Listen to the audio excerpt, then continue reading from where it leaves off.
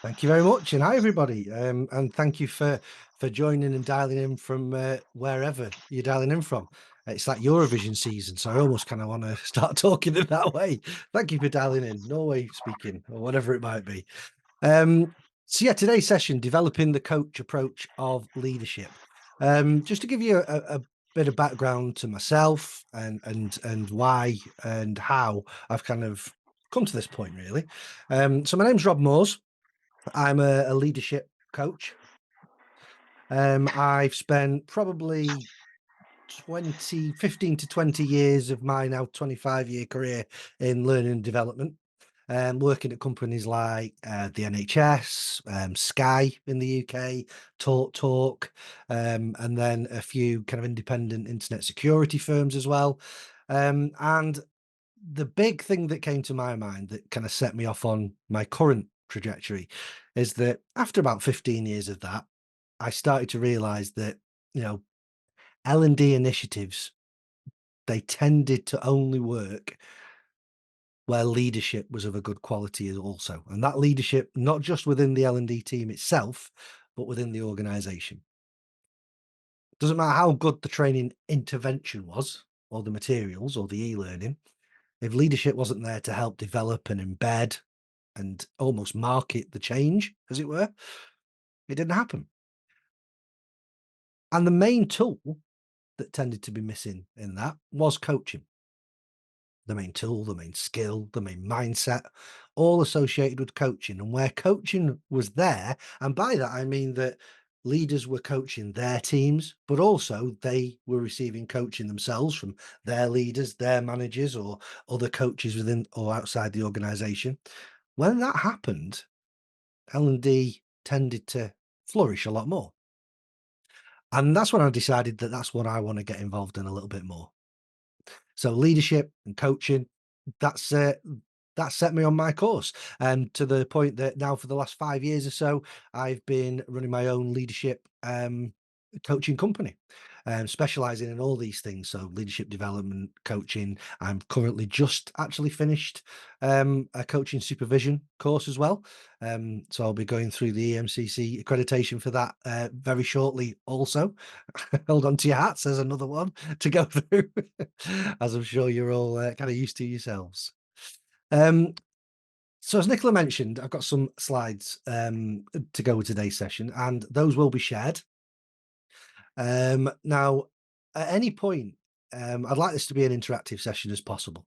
So at any point, if we want kind of a timeout or anyone's got any questions, please raise your hands inside Zoom so that Nicola can see it if I miss it as well, your little virtual hands, and we can get some questions going as we go. But I have got some intentional points within the content as well for us to stop, maybe ask a few questions, go into some breakout rooms and reflect on the things that I'm going to go through. The number one thing I like to say about these things is that the framework and the models that I'm going to show you today, they work for me, and they are part of my story, my reflections, and my experiences of what's worked, what hasn't worked, and so on. And even they evolve. If I ran this session again in 2 years' time, I dare say there'd be the odd tweak you'd pick up on. That's certainly been the case over the last 5 years. So today is about encouraging you to go use bits that you like, discard bits that you don't like. Think about how you can build your own version of these tools to make it really relevant for yourself, your coaches, your coachees, and your businesses. So can I just have a quick thumbs up in the camera if you can see the title slide, just so I know that's sharing okay? Excellent stuff. We've got that. Just in case anyone wants to connect, there's some of my contact details in there. Feel free to take a screen grab or grab a photo with your mobile, whatever suits you. Uh, Equally, I'm also on LinkedIn, so if you've got your phone to hand, there is a QR code. Oh, I'll share that at the end where you can actually just go straight to my profile. And I also know that Nicola's going to pop a link to my profile in the chat as well for you. So that's an easy way to get in touch with me. A little bit of background that, as a coach, I love to sell the benefit of understanding your purpose. And anyone who's ever come across Simon Sinek and his videos or books around Start With Why, the Golden Circle, that sort of stuff, that was something I was keen to do to myself because I encourage it so much. So this is why I do what I do. I love to unleash the leaders our world needs, one conversation at a time. And this is one of those conversations. How do I do that? By using the coach approach that I'm going to walk through with you today to trust, understand, challenge, and listen to the amazing leaders we have in our workplaces, recognizing their positive intent and potential. What do I do to bring that to life? Well, you can read some of those things on there yourself. You can follow me and see some of those things. This is one of those things. So hopefully from today, what you're going to get is that same purpose driving through that, some tools, some thoughts, and some mindset to take that to the next level. But before we get into the main part of it, I just want to run just a little game to get the creative juices and mindset rolling a little bit for us. On the screen in a moment, you're going to get a series of choices. It will literally be a choice of 2 words. And in the chat, what I would like you to do is write down the word that you choose.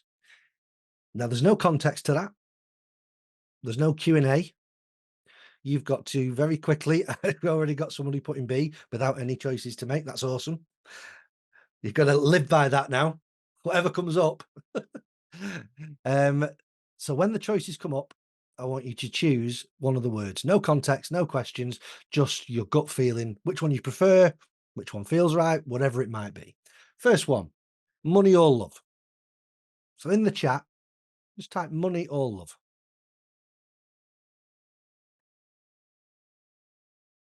What have we got coming through there?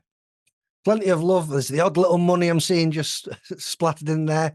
And there's a few cheats going, yes, yeah, all right, yeah, both. No, you can't have both. You've got to choose. No standing in the middle. Loving that one there. We've got money from Esther with 4 exclamation marks after it. So not just money, block capitals with an emphatic statement behind it. Love that. Very confident. Next one. Cinema or Netflix?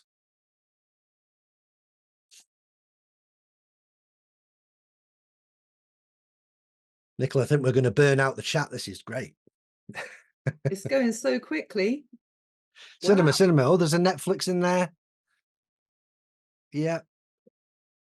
I think we should spare a thought for Samuel, the video editor, who's going to be working out a way of embedding all this into the chat for recordings later. Love it. We like to set a challenge. As you're answering these questions, by the way, I just want you to, I love that one. Yeah, it does depend, and we'll kind of come to that as well. Just sort of think about, be conscious of what thoughts are going through your mind. Why are you choosing that one? Is it evoking any thoughts, any memories, any connections, how our brain works? What's it associating with? What is that context maybe that you're deciding on because of that? Yeah, Michael's popped in there, introvert. So that might come into it, the personality side of it. Absolutely. Next one, football or rugby? And again, if it's neither, you've got to choose one. There you go, a few nods. Rugby all the time. Oh, we're getting the emojis now coming out as well. Loving it. Well, that looked a bit more like an American football when it went past there. It did at some speed, though. Pick up the pace a little bit now, we will. So restaurant or takeaway?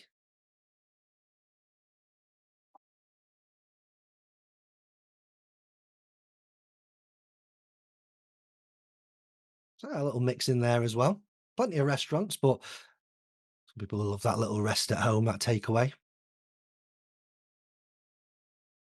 And if you're going for that meal or that takeaway, we're having a curry, we're having a Chinese takeaway, what are we doing? Mm. And you can't go in the middle, you can't have a Chinese curry. No cheating. Again, a bit of a split coming through in there. A few more of these. This divines the audience normally. Benidorm or Barbados?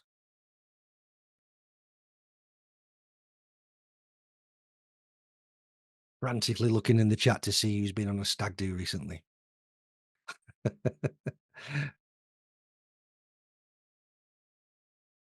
Plenty of Barbados, as anticipated. Crisps or chocolate? You can only choose one. Crisps or chocolate?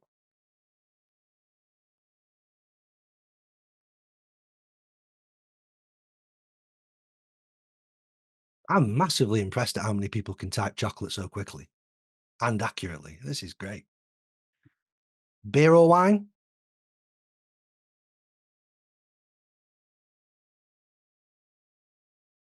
A bit of a mix, bit more of a mix in there now. Oh, there's a tea coming through there as well. Red wine. The emojis are back out. I'm loving that. Christmas or your birthday? Christmas or your birthday? So all these people who are putting Christmas, looking at those people who are answering birthday. It's all about them, isn't it? It's all about them.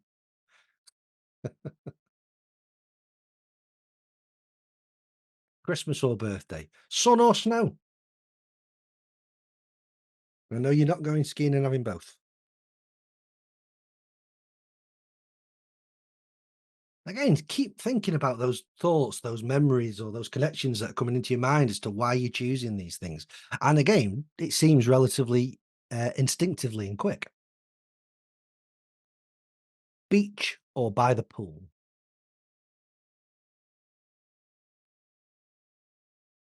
For me, I've always got to go pool. I'm not someone who likes getting the sand between their toes and still finding it places 3 days later. Not for me. I like the pool, preferably with a bar near or in it also. Dog or cat? Well, Nicola and I have just been exchanging our dog notes, and with one of them actually also acting a lot like a cat. Dog or cat? Impossible question there for Christine. Coaching or mentoring? Boom. Oh, there was a mentoring came through there, a couple of those. A lot of coaching coming through, a couple of boths again. And the last one, hopefully an easy one, EMCC or ICF. Controversial there. Nicola getting right in there if anyone puts anything other than EMCC. Oh, Will, there you says go. He's put it. He's Brandon. got it. Anna, get Anna back in the waiting room. Will, how very dare you? Fantastic.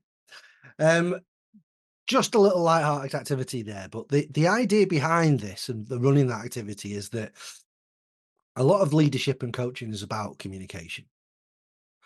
And the thing that we often miss that the coach approach is going to start bringing out today is that even with single word choices and a relatively small cross section of population in this room today, there's loads of different opinions. And within those opinions, there was probably different emotions or thoughts. And a few people actually called out, it depends on the context. Sometimes I'd prefer crisps if it's like with my son watching the football, what chocolate if I'm having a glass of wine with my wife. And if we can interpret, and that interpretation leads to many very different feelings or connections or emotions going on from just one word choices, why is it that we tend to expect that these multiple page communications that we send out in business will all be interpreted in the same way? The short answer is they tend not to be. So we need to start to really recognize that, people are different and not just paying lip service to it, starting to understand how they interpret, how those emotions and reactions and links happen for people within our teams. Now, my approach to this, and you'll see this as we go through today as well, this session is very much a representation of this approach. My approach is all based on mindset, tool set, skill set. And what I mean by that is that quite often, as organizations, and whether you're part of that or whether you work with organizations, we tend to do these things the other way around. And we take leadership and teaching leaders how to coach as a great example of this. There is a tendency to go straight in and train leaders how to coach. skill set. And then what we'll do as part of that training and afterwards is we'll give them the tool set to support them with that. That might be the models, the frameworks, that might be some of the templates and online resources for them. And then we sit back and see if they do it. And time again, it doesn't happen. Things get in the way. Multitudes of things get in the way. Time, money, resources, priorities, culture. And we begin to question their mindset. I've trained them how to do it. I've showed them how to do it. I've given them the tools how to do it. Why aren't they doing it? And there's a massive parallel process in there because those are the questions they ask about their own people in their own teams as well. I've trained them. I've showed them. I've given them the tools. Why aren't they doing it? And if you start to think about it, just because we've done that in that order, it leads to a different result. Let's think of some really famous and clear other examples of just simple instructions, such as on your mark, get set, go. If you put that in the other order, you get a very different result. Stop, look, listen. Switch the order around completely, a very different result. Mirror, signal, maneuver. This one's probably at the heart of nearly all my road rage. People tend to maneuver, and then if you're lucky, they might signal. And if you're really, really lucky, they might check the mirrors. A very different result. Now, as one of my favourite comedians, Eric Morecambe, says, we might well be playing all the right notes, but just not necessarily in the right order. So there's some good news there. We're doing the right things. This isn't a wholesale change. But instead of prioritizing the training first and then seeing if they do it, we need to begin to prioritize the mindset first. Or in other words, we need to start to have conversations about why this stuff is important. And as this is about coaching, a great way to start that would be, how can we afford for coaching not to be at the heart of our organization? How does coaching and the conversations and the benefits of that coaching help us contribute to our vision and mission as an organization? How can we tangibly start to attribute true metrics to the outputs of that coaching? How can we get sales directors, tech directors, customer service directors to be going, we couldn't have achieved what we've achieved without coaching? And then you get people wanting to develop the tool set with you. We want to do this. We want to design it with you, not just use the thing you've given us. We want to design it with you. And you know what? We also want to learn new things so we're able to deliver it even better. So that's going to be at the heart of today's session, mindset. Whilst there are tools in this session, there is no pressure to go away and use them as they are. I encourage you very, very clearly to go away and design your own versions of these things or tweak the versions that you've got. I want to bookend today's session as well with this little character, Wile E. Coyote. Now, most of you will probably recognize this little character, an old cartoon character. If you're not quite so sure, he chased around a roadrunner for every moment, it seemed, of his life, and with a variety of different methods, and also a number of different tools, always bought from the same company, yet never caught the roadrunner. In the chat for me, what's the first thing that comes to mind when you think of roadrunner? Let's think of Wile E. Coyote, rather. What's the first thing that comes to mind? And if you're not sure who the character is, don't too worry about it. Annoying, loser, continual messing up. I had some perseverance in there. I like that from Clark. Maybe, yeah, that's the Roadrunner. Egypt, love that. Loser. Trying too hard, stupid, failure. Love that. Desperation, hapless pursuit, frustrations coming through in there. Poor fella, always the same, always too late. He's a rascal. He tries too hard. He's doomed to failure. Some more beep beeps. Love it. Loads of things coming through there. Stressy. He never got anywhere. Always lost. Mischief. Splat. Yeah. Futile. Urgency. Scared. Never learns. And there's some other things coming through there, like growth mindset and also that perseverance and resilience again. But on the whole, the pattern of the comments in there is very much coming from the performance management mindset that tends to overtake the organizations we work with and for. We look straight at this character and we judge him in the same way that if we were giving him a 12-month yearly review. We are going, right, it was obvious what his goal was, to catch that roadrunner, and you've not done it, so you're a failure. And every way you tried to do it was useless. Hands up who'd put him on a pip.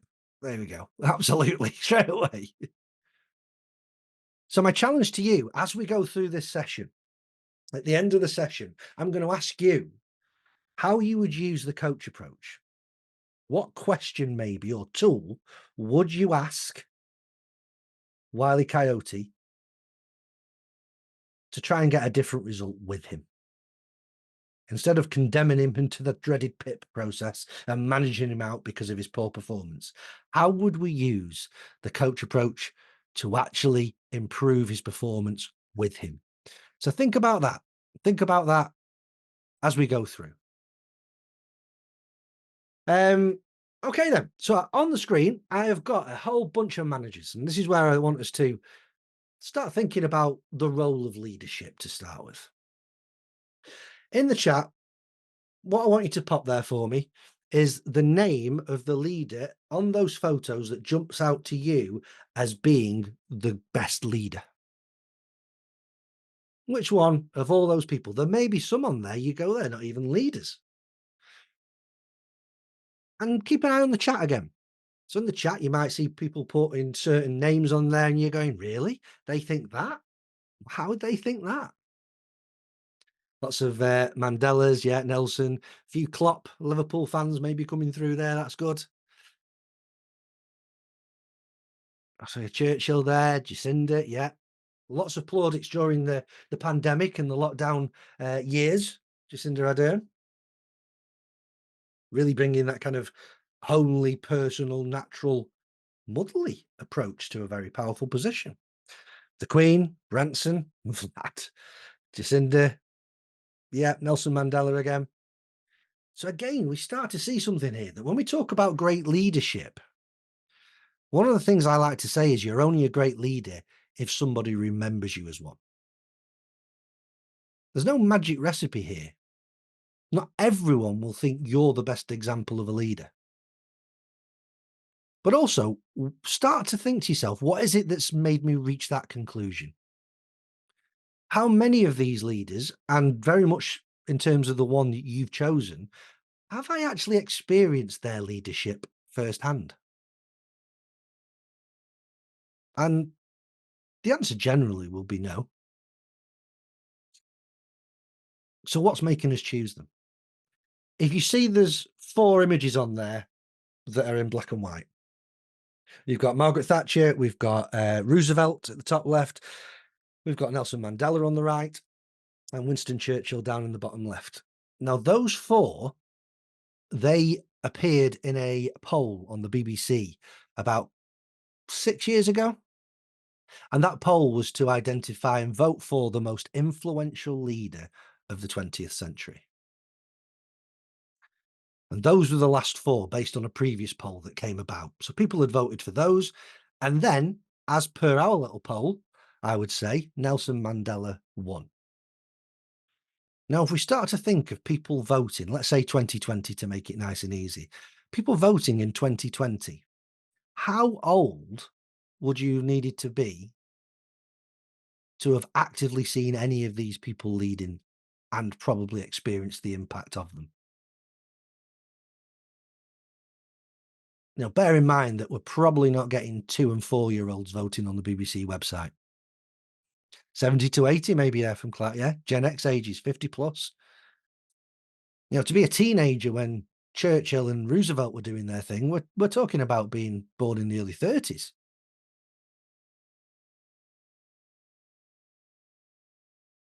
So what we tend to do is we tend to associate this great leadership concept with characteristics, traits, stories, achievements, anecdotes that are passed from person to person. So that's what we're going to do now and attempt to change our mindset on that a little bit. So what I'd invite you to do is, aside all these faces that are on your screen, I want you to think of the best leader you've ever had personally. Now, that leader might be someone in work, could be a mentor, a coach, could be a teacher, parent. It can be anyone who's led you. And I want you to think of that best leader you have ever had. And in the chat, just 1 or 2 words, 1 or 2 examples. I want you to write in there, what are the things they did? What are the things they did? What are their characteristics, their traits? What are the things they did that make you regard them as the greatest leader you've ever had?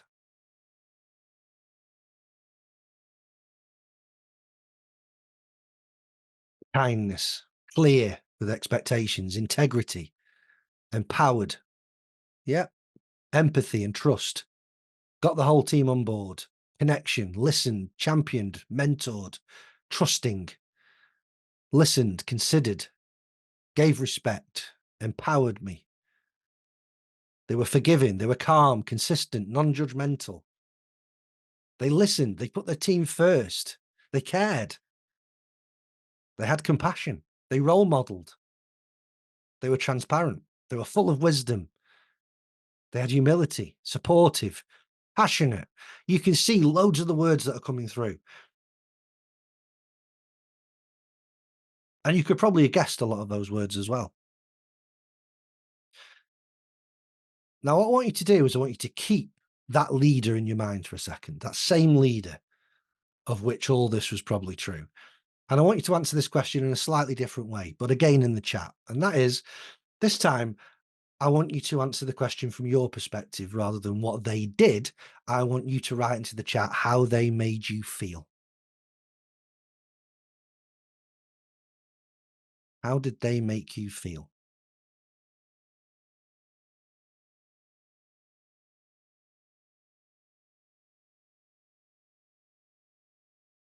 And as you're writing yours in there, just take a look and scroll up and down and see some of the answers that are coming through. They made me feel trusted, empowered. I felt heard. I felt valued. I felt inspired. I felt cared for and special. I felt at the right place. I felt inspired. I felt important. I felt appreciated and trusted, cared for. I felt like my opinion counted. I felt capable. Look at the things that are coming through. I felt that I belonged. I felt creative. I felt valued. I felt that I matter. I felt free and safe, heard and validated. Confident. I felt confident. I felt challenged. And as these are still coming through, just scroll up and down that list. Take a look at the words that were coming through about what the things that that leader did versus the way that leader made you feel.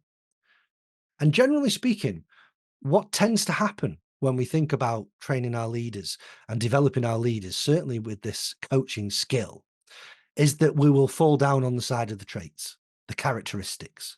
What are the things that make a good leader? And those things will normally be pushed into things like standards, leadership competencies, leadership styles that we want in an organization, the development programs we roll out for them, the recruitment of leaders, and the measurement of the success of those leaders. All those traits in that first list you were creating. However, what tends to happen with that is that when we use traits to define great leadership, that will just develop that list of standards. And that standards then gets pushed into the leadership development programs that we often end up being part of or that we see happening with our clients. And that development very much falls into that remit of skill set, starting with skill set instead of mindset. And as you're looking through that list again for me, instead of coming up with a program, but has probably got these types of things coming through, these different slices of the leadership development pizza, as I call it. Just seeing Jack there mentioned about the slides. Yes, there will be a copy of the slides. I'm going to give the link to these to Natalie, so she'll send those out. As you're scrolling up and down those two lists that you guys have created in the chat today, I want you to start to think, if we had a culture where we trained leaders to do all the things that you said great leaders do, does that mean we will get everyone to feel all the things that you said great leaders make you feel? And generally speaking, the answer to that is not necessarily or no, because we do train leaders on these things. And yet still we get people telling us they don't feel the things that you've said are important. However, if we focused our leadership and coaching activities on how do we make people feel the way that you have said is important, they will naturally be leading and doing the things that you said in the first list. To make you feel the things that you felt, those leaders will have to listen. They'll have to trust. They'll have to develop all those things. So let's focus on those pieces. So that's that first mindset piece. And I'm going to come back to that later on. So just kind of remember some of the things we were putting in there. Feel free to copy it, take a screenshot of those items in the chat, but you will be able to scroll back up to it as well.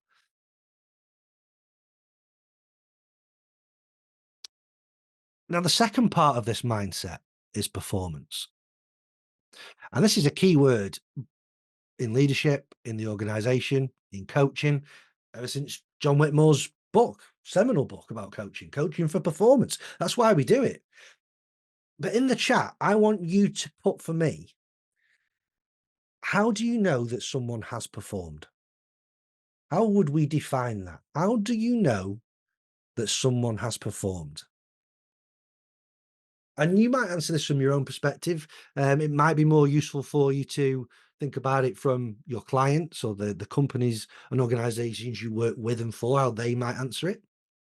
So outcome versus expectation, the targets, the engagement, have they delivered the goals that were set for them, the KPIs, yeah. The development along time of those KPIs, KPI again, yeah. Met the goals that they've set and how they achieved them, reach the outcomes based on the metrics that have been set, achieving the goals, clear targets and measures, the actions, the KPIs again, the outcomes, the feedback, the growth, the achievement, feedback, targets, engagement, results. Yeah, loads of great answers coming through there. And what's true, what you can start to see if you scroll through, that these answers tend to be a result or an outcome. Even when it's not explicitly a result like a KPI or a goal, there's a result in terms of people feel more engaged. Or people feel differently, or they've demonstrated different behaviors. There's a result, or a KPI, or a goal, or a target attributed to this. So my question to you on the back of that would be, is it possible to perform well, and not get the intended result? And pop that in the chat. Yes or no?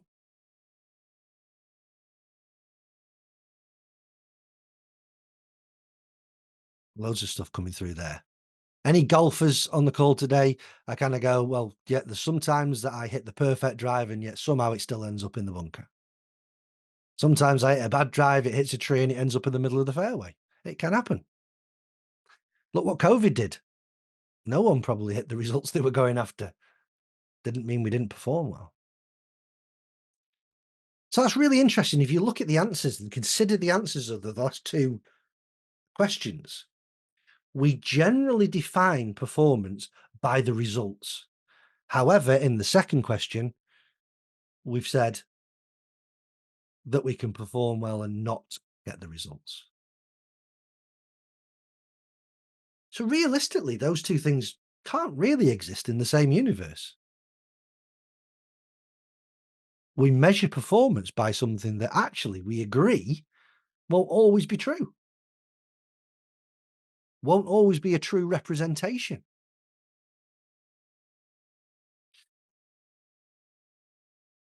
And that's where this becomes really interesting. How do we start to define performance?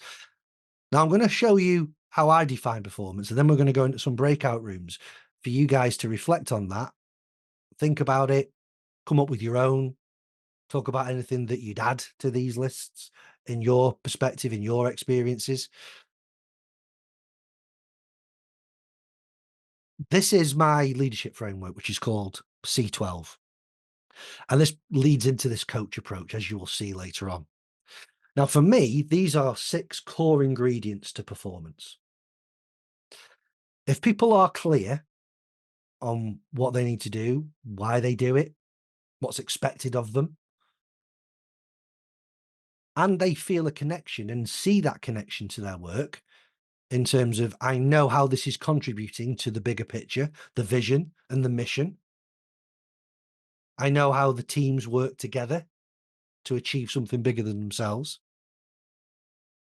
And there are control in place. So when I say control, I don't mean kind of the negative connotations of that. I mean the measurements, the controls, the feedback. As coaches, many of you will have had clients who've said to you that they feel busy all week. However, they get to the end of the week and they don't know whether they've done a good job or not. They don't know. There's no control mechanism. They need it to be measured. And we need them to be committed to it. If people have those controls and are committed, and they have the capability and the confidence to do that job and do it well, we have the ingredients for performance. Confidence and capability is a really interesting one there. And think about this to yourself, that either about yourself or the clients and customers that you work with, quite often you will get people who have the capability but not the confidence. And sometimes that might show up as imposter syndrome we work with, for example.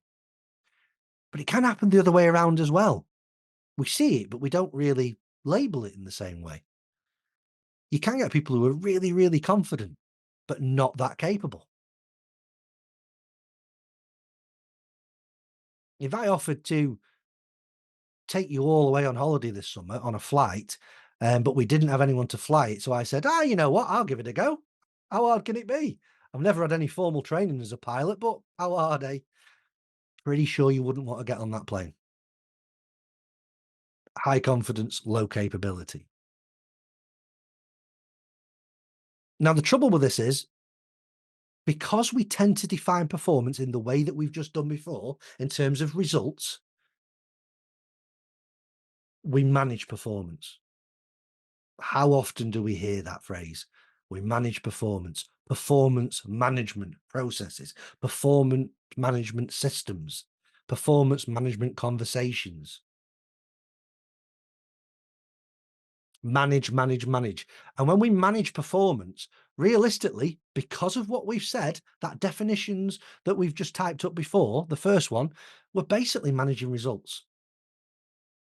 It's all about the results. You have not performed unless you get the result. And then we get really clever about this stuff sometimes, that we need to bring a bit more human aspect to this.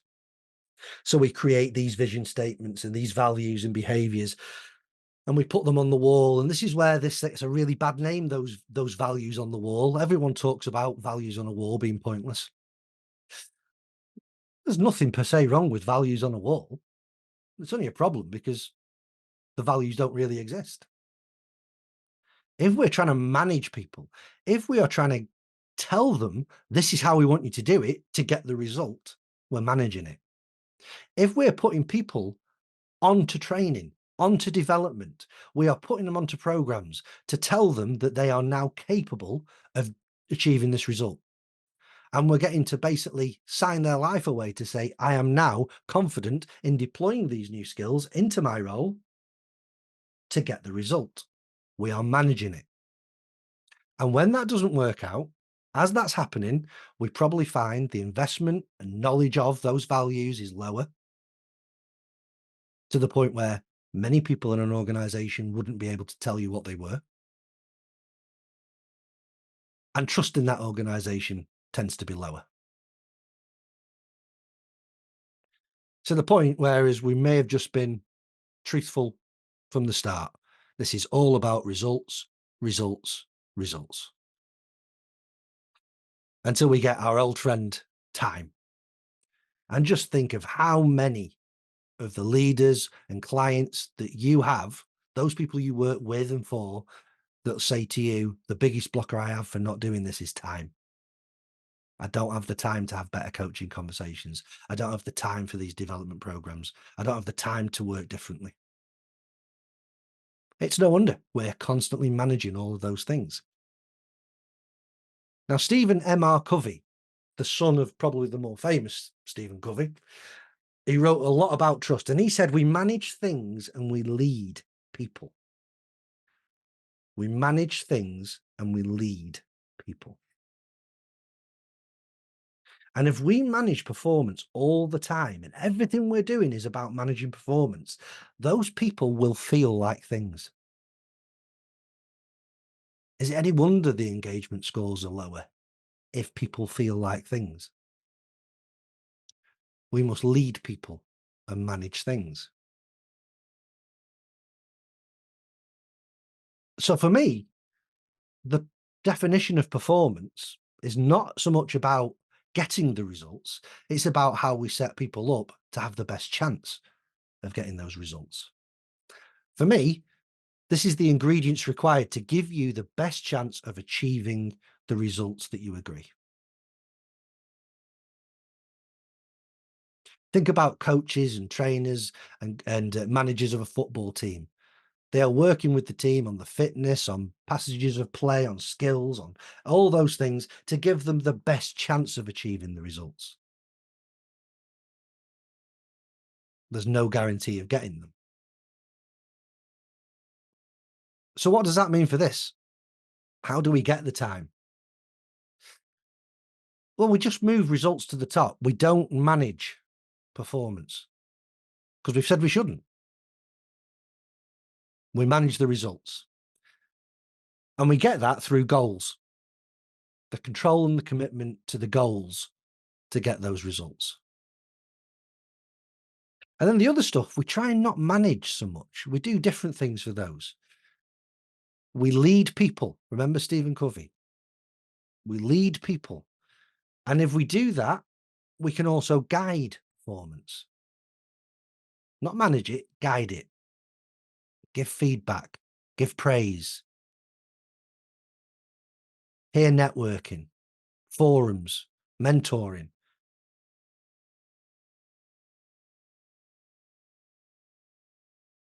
And if we lead people through an ethos of co-creation and collaboration, so we create these things with them, we collaborate as teams across the organization, as groups, to bring these visions and missions to life, then the chances are they will want to commit to them because they feel part of it.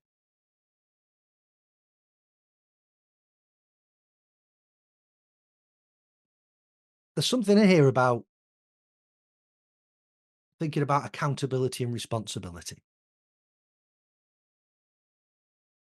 I want you to consider for a second what the difference is between responsibility and accountability.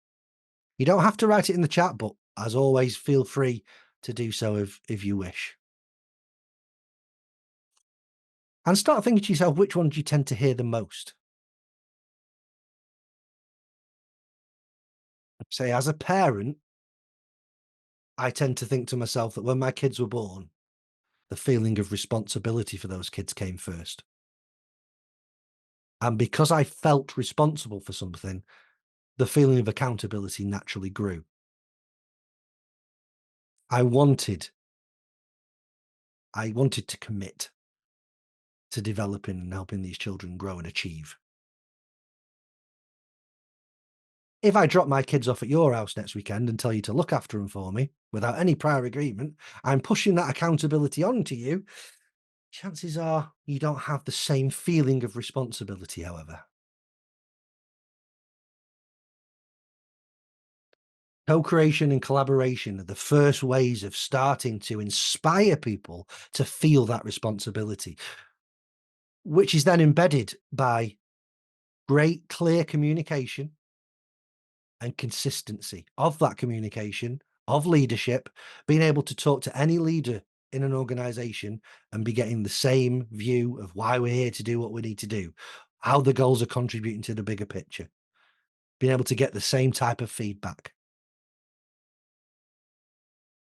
that really stresses that alignment between our goals and the organizational goals. And then the last one, instead of pushing people on training to get the result, we're actually talking with them. We're having conversations with them. There is coaching, there is mentoring happening to really get to what we need to learn to be able to achieve what we need to achieve, which grows that trust. And to that point, going back to Stephen Covey, he said every organization should want that, because when there's high levels of trust, things happen quicker and they cost less. So there's your business case straight up front. Give me a senior manager who doesn't want those things. So we're going to stop there and we're going to go into a breakout group shortly. But before we do, I'd love to hear, are there any thoughts or reflections or questions about what we've looked at so far? Nicola, would you like people to put their kind of virtual hand up to this to make it Yeah, easier? absolutely. Pop up those virtual pools and see who's around. Hi all, Nicola, thank you, and Rob, this is very interesting. I'm just wondering, looking at this, there's a lot on it, and a 12C model has lots of ingredients. Are they all necessary, or is there an emphasis in certain areas, and where does one begin? So the next part we're going to take a look at focuses on this lead, manage, guide, and inspire, which is this coach approach piece. However, I think it's interesting someone's putting the comments around how it can work back to front. It tends to be, first of all, look at it and go, where are we starting from at the minute? And in my experience, that tends to be from manage. And then start to say, how can we start from the bottom left-hand corner? How can we lead by demonstrating the values we want to bring to life and create what we're trying to achieve by collaborating with others, with shared agreements, shared responsibilities, all those sorts of things. And it tends to just grow and grow outwards. So my advice would be, yeah, focus on that left-hand column first, particularly starting in that bottom left-hand corner, and see how the commitment changes in the middle as a result of it. Thanks. Ibrahim, come in. Hi. And as far as I understand, you said that three main areas in your technique, in your training: the mindset, tools, and skills. And Yeah. you believe that the mindset is the priority, and then tools and skills comes. However, I'm not agreeing with you, because in my own experiences, I am psychiatrist and psychotherapist. For a long time, I'm practicing. And 3 years ago, I started to integrate coaching to my psychotherapy and psychiatric practices. And what I was influenced from coaching is, first of all, before accepting the mindset of coaching, I'm following solution-focused coaching. Before accepting this mindset, I first exposed to solution-focused coaching questions and techniques and skills. And then I gradually persuaded myself to accept this mindset. So I think, and in my patients, I expect, or my clients, I expect them to accept the coaching perspective, mindset when dealing with their problems, with family problems, with their kids, and problems in work area. But I can't teach them the mindset. I use coaching skills and tools, then gradually exposure to these questions, my clients gradually accept the mindset of coaching, perspective of coaching. So this is my disagreement. I wanted to share it. Thank you. Thank you. No, so thank you very much for bringing it up. I think it's a really interesting perspective. My kind of view on it would be that there tends to be a mindset involved in potentially you exploring those coaching questions. And, this isn't a case of you do one, then you do the other, then you do the other, and it's done. You'll be moving up and down this as a scale. Something you said that I'd love to pick up on is that, I can't teach somebody the mindset. And I wouldn't want you to. There's something about awakening and inspiring that mindset in somebody rather than teaching them. If we're looking at trying to teach them the mindset, we're going back to manage. We're not leading it. We're managing that by trying to get them to think in a certain way. So me awakening that mindset, it kind of thinking about the areas of kind of NLP coaching, and counseling and those types of things. Quite often there is the mindset that we need our clients to come with an open mindset, with a mindset that they are wanting to quit smoking or lose weight or whatever it might be, and they're open to whatever we do. And that's a prerequisite as a mindset, even though then we might have to go through these cycles for them to fully embrace the mindset of the tools we actually cover. So love the challenge on that. And I'd also just kind of call out, are we looking to manage that mindset or inspire it? I think we've got another hand up, Nicola. Is it Abby? Go, Abby. Good morning, Rob. Hey there. The example that comes to mind for me is, for example, children or housemates that when you want them to do the dishes well, you don't want them to do it because you asked them to do it. You want them to understand what it looks like to do a job well done. Yeah. Something that's going to make them do. I mean, anyone who's got kids again, how many times have you told them to tidy their room?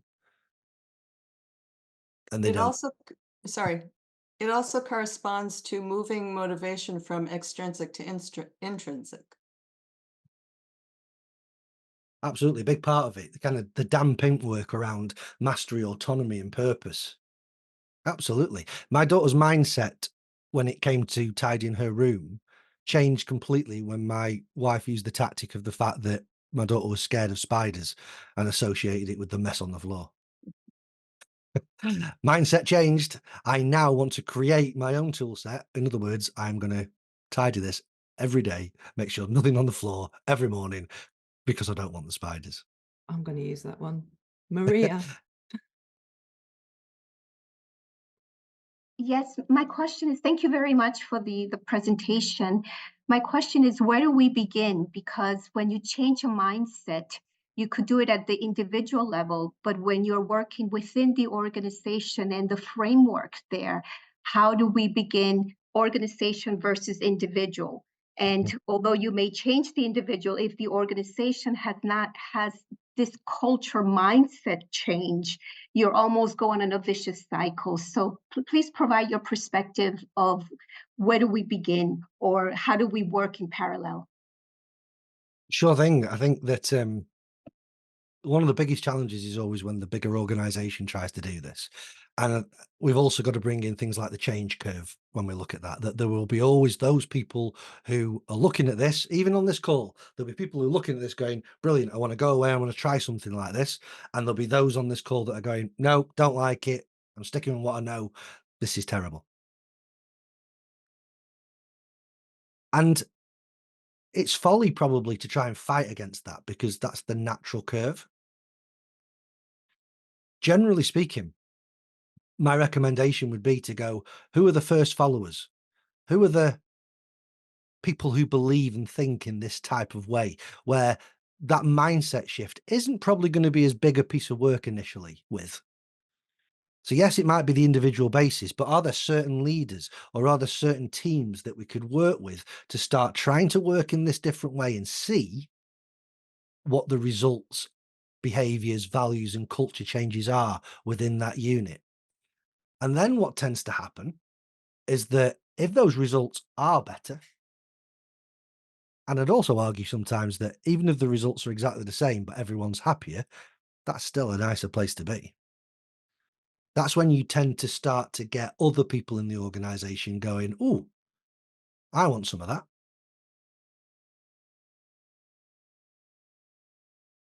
Thank you, everybody. Rob, are you happy to go to the breakout rooms now? Yeah, absolutely. So, so I just wanted to have a pretty distinct conversation for about 10 minutes or so. What are your performance ingredients? So you've looked at mine. Which ones would you take out? What do you replace them with? What's true for you, your organization? And which ones of them maybe could be led or guided a bit more that are currently managed? Just discuss and share those together and come with an idea. Now, while you've all been in breakout rooms, we've been rocking out to a bit of rocky anthems. So I hope that doesn't discourage you from joining the next breakout room. We'll play it when you come back in next time rather than when you're not here. Hold on to some of those experiences for a moment, because what I wanted to do is I just want to add on this next little piece and then put you back into those breakout rooms to discuss something a little bit further. And then we can kind of debrief it all as a whole and start bringing, hopefully, some of this experience back into the question we might ask to Wile E. Coyote by the end of it. So if I just go back onto the sharing of the presentation for a second, the slides, which you will, again, just to confirm, you'll get a copy of. There is a tendency when we do lots of leadership stuff, and I'm sure you've been onto leadership programs where it's always been around this idea of control and command, or command and control leadership versus the modern way of doing it. It needs to be more about clarity and connection. And I work a lot with psychometric and communication tools.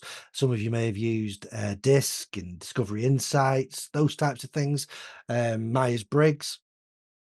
And you know what? They don't work so well when it's about pigeonholing someone as a colour or in a box. But when it's used as a conversation starter and to talk about energies, it's really, really interesting. Nicola and I were talking about an author called Thomas Erickson before we started today, and his book Surrounded by Idiots, which I think is an amazing book. And his second book is Surrounded by Bad Bosses and Lazy Employees. And that really starts to put this idea that, you know what, once we've got certain dynamics, there's then this other dynamic of leadership that's put on top of that. And that can have so many bigger differences again. So what we saw in that C12 before, let's simplify it all and let's bring this down. So that's kind of the forensic look. This is what I want you to take away from this today a little bit more. So we might have a command style of leadership, and that style or that energy of leadership, rather than it being a particular leader, so we're not pigeonholing, that leadership energy comes around things like pace, performance, being powerful and pioneering. The green leadership energy is more around that kind of patience, the peace-seeking, the being passive and more predictable, likes things to be more predictable. And, you know, look at the positive in all these words as well, because someone with lots of red energy might look at passive and go, oh, that's not great. Well, passive in the sense of, you know, why fix something if it's not broken?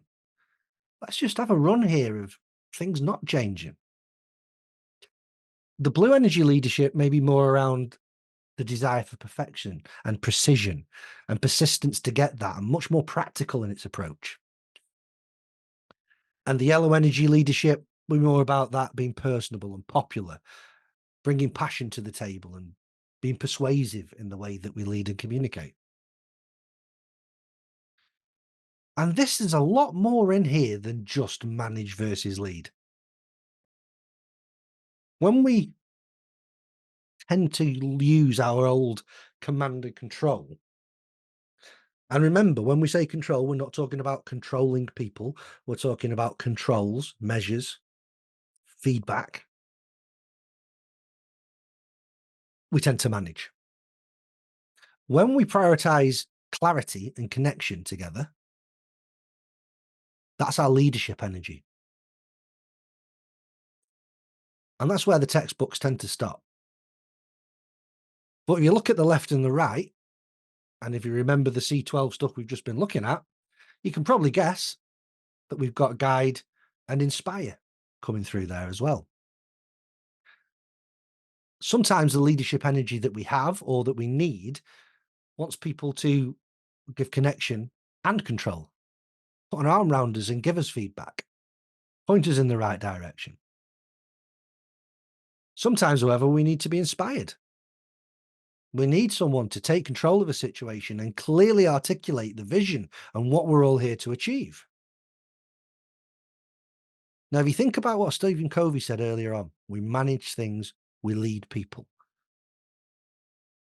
Well, I say we manage results. Results are things.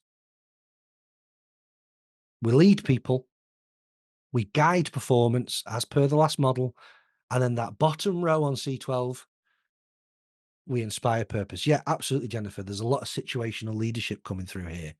And interestingly, there's always been the thing with Blanchard's situational leadership about whether coaching is in the right zone now as it's evolved. Some people would argue yes, still, some less so.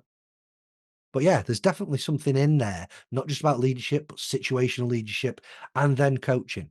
The one thing I would say is that when you get to this point, and I do get to this point with a lot of clients, it gets quite confusing. So this is all great, but when do I need to lead? When do I need to manage results? You know, you can use this for all sorts of stuff. If you want to give feedback and the feedback is about a result, manage that result, not the person. Lead them towards the feedback. But what can also be true is it can be quite tiring. I've got this energy. I lead in this way. What they need is that. What do they need from me today? The team come together. What do they need? Now, what you can see in the middle is this small little orange diamond. And this is something that if you practice, it becomes more natural and gets bigger and bigger. This coaching style of leadership. And as it grows, it turns into what I call the coach approach. And that coach approach, let me just get rid of all the words on the side. Let me go to a different image of it. I think I've got somewhere. Oh, maybe I haven't. We'll stick with that one. This is about going, okay, how can I step into the middle and not necessarily have to burn myself out and other people out trying to figure this stuff out first? The best way of understanding what someone needs from me is to ask them. It's not to try and sit and figure it out before I even speak to them. It's to ask them. And when I ask them, the best thing for me to do is listen.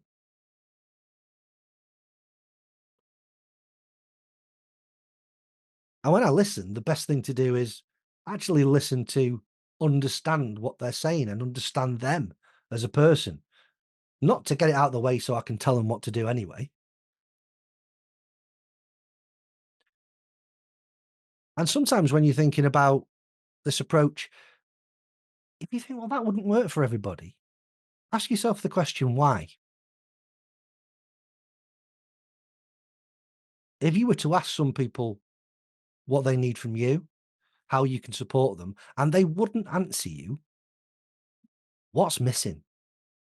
Why is that? That's not the reason to go down the guessing game route. Now, this coach approach can mean slightly different things to different people. There's that stuff in the middle of what's going on. To me, there's a number of things that come to play here.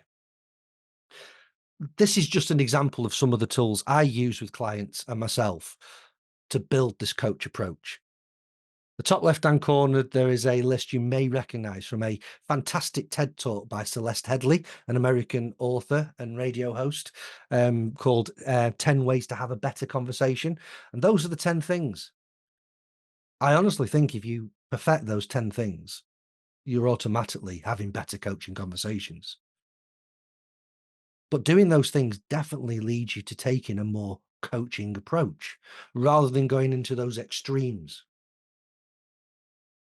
Using things like the Eisenhower matrix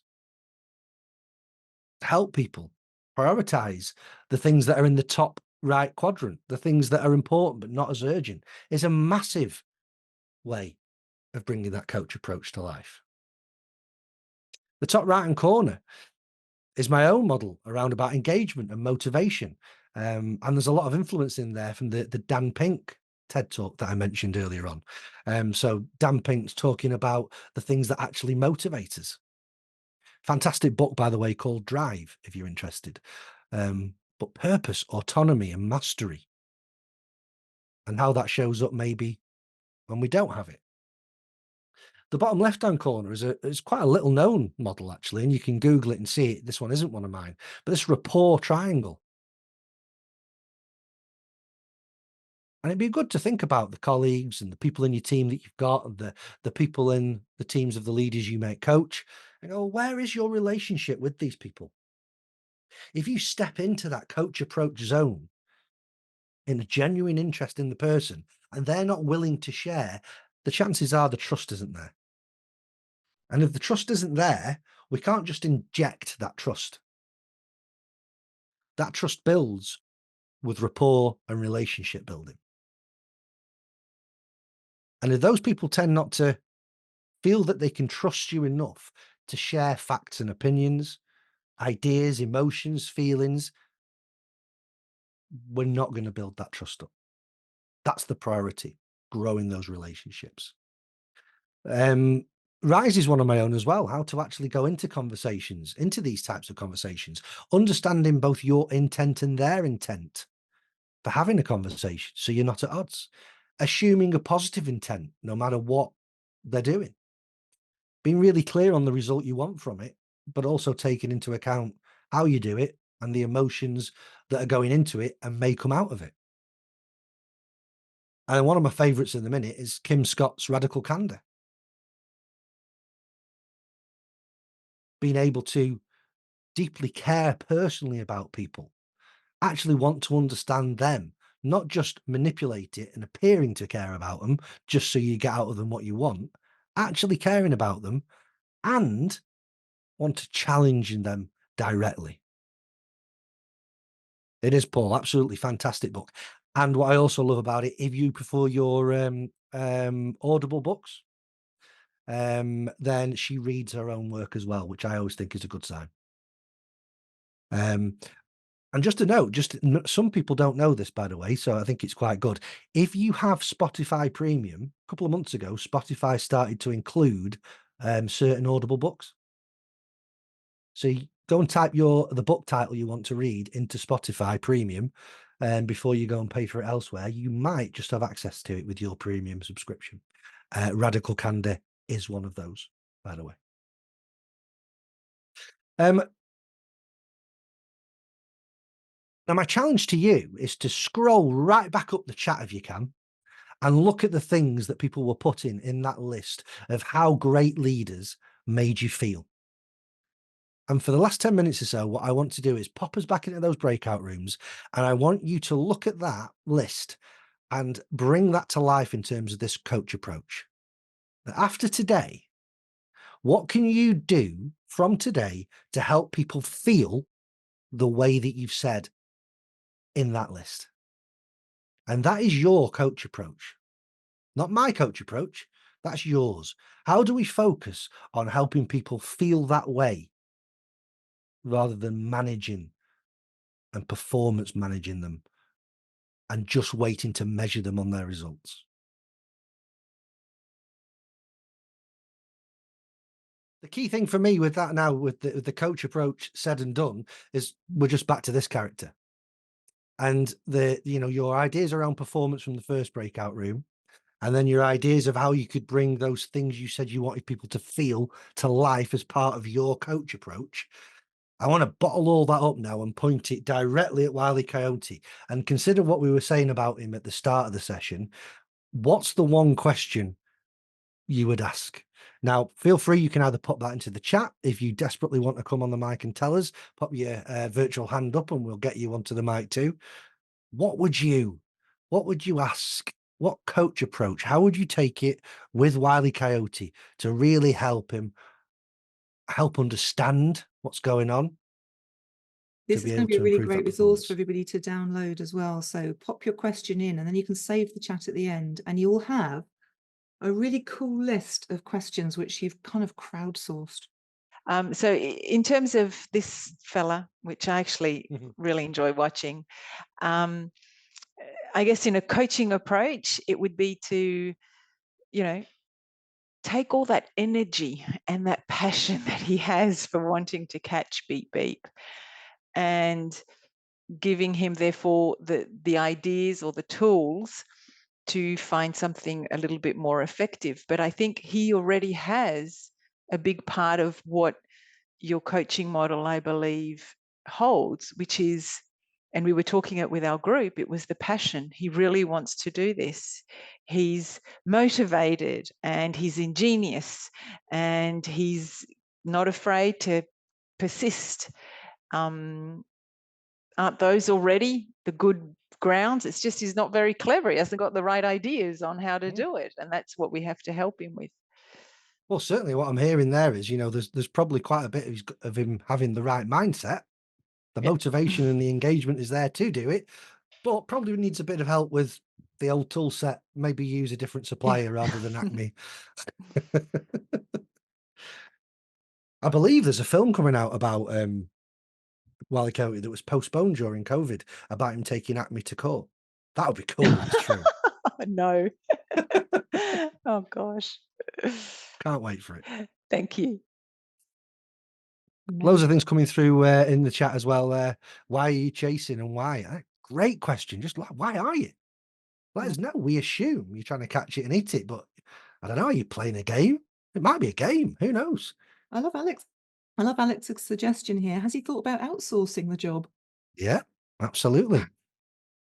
Maybe if you thought of relocating to places where food isn't quite so quick. Yeah. Have you ever thought of going to Sainsbury's around the corner rather than chasing? Well, we assume it's the same coyote and the same roadrunner in every episode as well. Yeah, because could be a batch of them. Excuse me, I just think that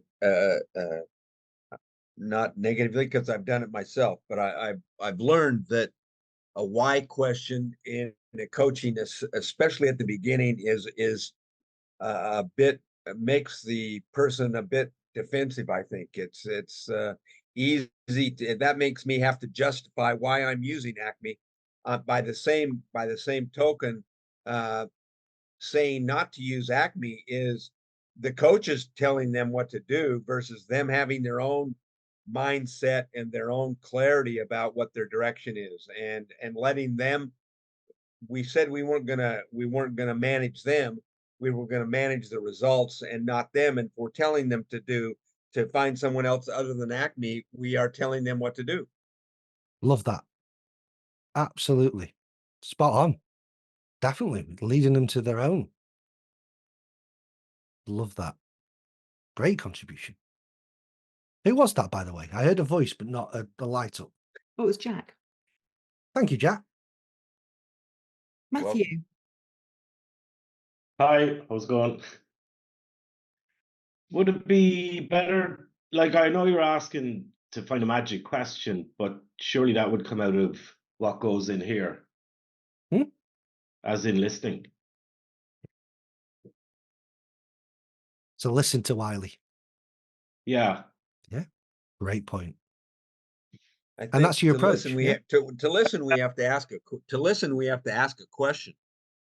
Unless he's just coming to us with a question. But I think sometimes, depending on the role of the coach, if the coach is also the team leader, that's a different type of coach than an outside or internal or external, but not team leader. I think it's important to define the coach's role a little bit as well. But I agree with Matthew that we need to listen to him, but we may have to help them speak so that we can listen. Yeah. Absolutely. Thank Yeah, the you for that question as could well. be as simple as, talk to me about what's going on. Do you know what? I have the unhappy role of saying, my goodness, look at the time. We're at time. We're actually at overtime, but it's been such a brilliant and rich conversation. Rob, can I ask you the last question? Go for it. We're going into networking.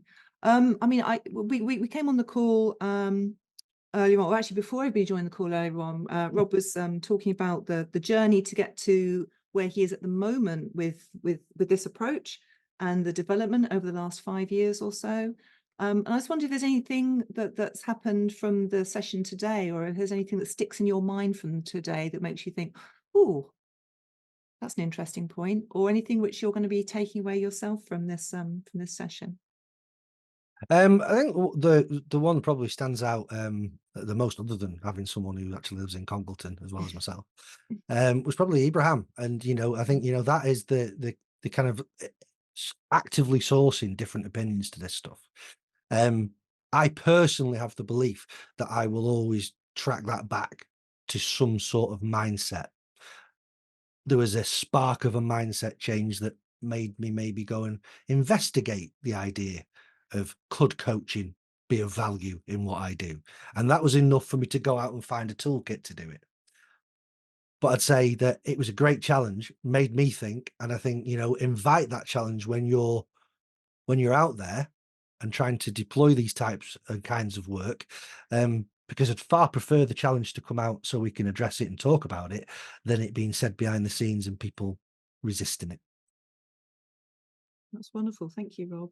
And thank you everybody here for just engaging so brilliantly and for contributing in the chat. And thank you all for crowdsourcing a really, really brilliant set of questions, and for just being here and being brilliant. So thank you very much. And thank you to Rob for this. It's been really, really interesting looking at your model and really interrogating it and having a challenge and really thinking about how we could apply it in our own practice. And I love the point that you made about, this is a model, take it and then go and, make it your own and add things, take things away so that we're in a, you can adapt it for your own self and your own situation. So thank you so much. Absolutely. I'm not precious about these things. Take it, rub out all the words, put your own in, draw it, however you want to do it. Go and create your own, because you'll feel more responsible for it then. Yep. And we'll be seeing you and Jen down the unicorn later, it sounds like. I'm all for it, sun's out. Marvelous.